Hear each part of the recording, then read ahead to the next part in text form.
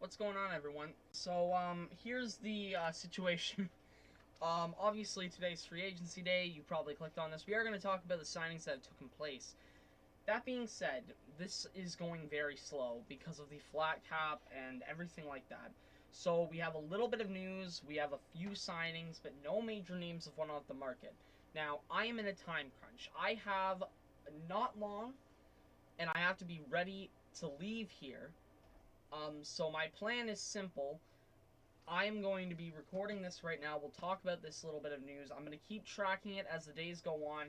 And on Thanksgiving Monday, that's when you're going to get two videos. You're going to get everything the Oilers have done, which I've started on my notes for it, really. And we're going to get everything else that's happened. So, let's just start with the news that has happened. This one came in last night, actually. Columbus trading Ryan Murray to the New Jersey Devils for a 5th-round pick. That's a win for New Jersey. If Ryan Murray can stay healthy, that's a really good player that New Jersey just got. Columbus cleared up cap space, and as of now, they haven't done anything with it, but I think they will be doing something with it.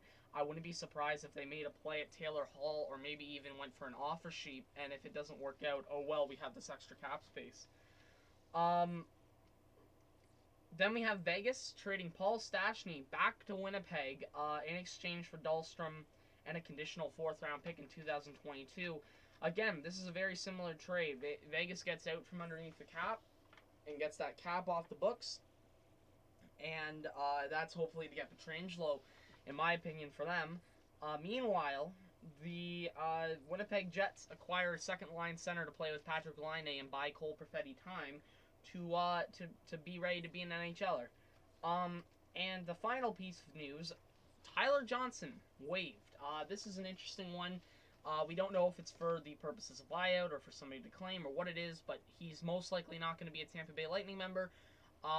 Yeah, they had to clear cap. They have to get a guy like Chiarelli. They have to get a guy like Sergachev back under the books, and that's what they had to do.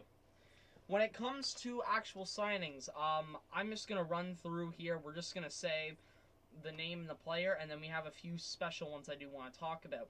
Mete back to Montreal, Kubalik back to Chicago, Maroon back to Tampa Bay, John Merrill to Detroit, Carter Verhaeghe to Florida, Nathan Beaulieu back to Winnipeg, Kevin Rooney to New York, Buddy Robinson to Calgary, Colin Blackwell to New York. They've picked up a few depth pieces. Mott re-signs and actually I think it's an extension with the Canucks. Shen back to Tampa Bay, and those are the ones that we can just kind of go quick fire on. Henrik Lundqvist is a member of the Washington Capitals, and that is a weird one. That's a really weird one now, isn't it? That's not one you normally see. Oh, by the way, Tyler Pitlick signs with the Arizona Coyotes. We'll add that in there. But Henrik Lundqvist signing with Washington, it's going to be weird to see him in that jersey. I think it's going to be a good tandem with him along with Samsonov. Wayne Simmons goes to Toronto. This was pretty predictable. I said that they should get him. They ended up getting him. I had a feeling this is just where he would end up going. A team that needs bottom 6 toughness and grit gets bottom 6 toughness and grit. Bobby Ryan heads to Detroit. Obviously a fairly inspirational story this year. I hope that he succeeds. And maybe can get even more of a raise than $1 million per year after the season. Radko Gudas signs $2.5 million for 3 years.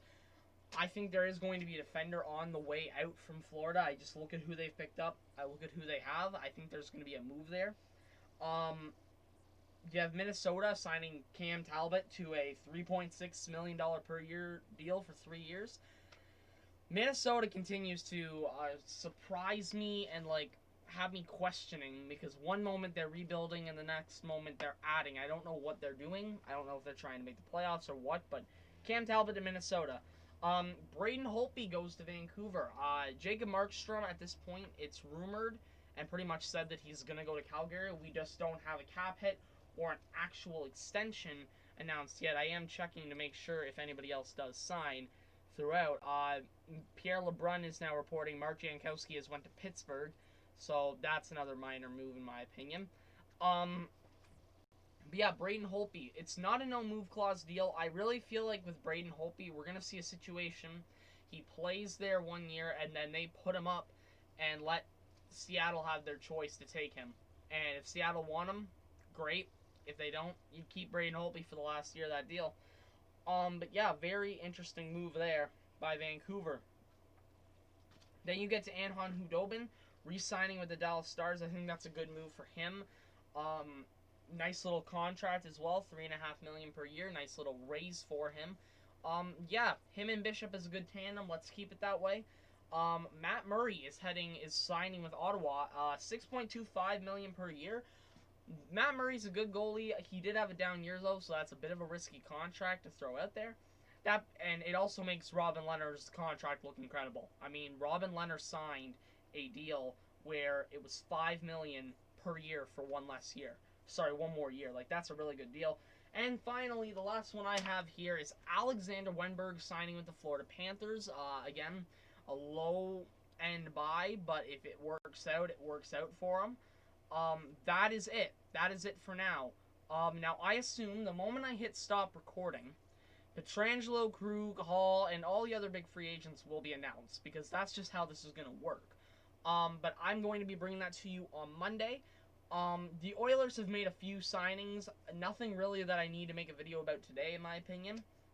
I'm just going to keep watching the coverage play out, and I will bring you everything the Oilers have done on Monday. But if they do something major tonight, I think I can find the time to maybe pull out my phone and record a quick video just saying what they did. So that is it. I thank you all so much for watching this video. Again, I'm sorry it's not really as information-filled as even I thought it would be. It's just mainly because the market's just moving very slowly right now for a free agency day. Even in an era where we're going to have a flat cap, it feels like nothing major is happening. That being said, I thank you all for watching anyways, and I will see you guys either at some point if there's something major that happens with the Oilers, or I will see you on Monday. Bye, everyone.